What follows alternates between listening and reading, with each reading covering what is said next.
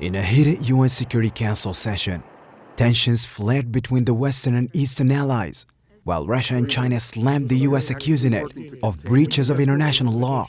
In its recent military actions in Iraq and Syria, the US, backed by Britain, stood firm, arguing its strikes were acts of self-defense.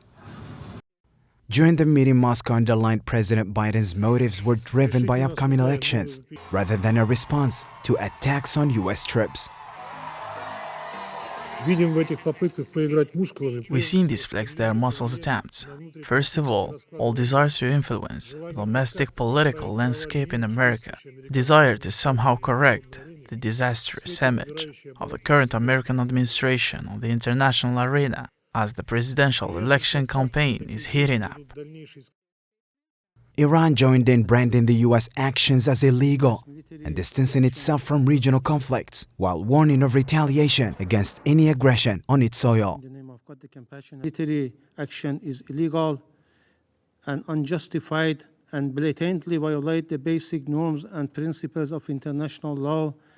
All of the resistance groups in the region are independent, and their decisions and actions are motivated by their legitimate rights under international law.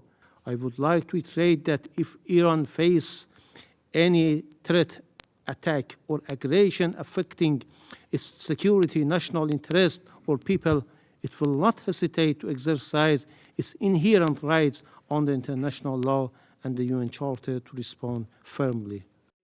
For its defense, Washington justified its maneuvers citing Article 51 of the UN Charter, underlining their distinction from operations against the Houthi group in Yemen. This necessary and proportionate action was taken in exercise of the United States' inherent right of self-defense as reflected in Article 51 of the UN Charter. From the coalition strikes in Yemen, which were in response to the Iranian-backed Houthis' lawless attacks on naval vessels and international shipping in the Red Sea. Calling for restraint, Algeria's UN representative Ammar bin Jammeh emphasized the importance of safeguarding Syria and Iraq's sovereignty, urging for dialogue and unified efforts to de-escalate tensions in the Middle East.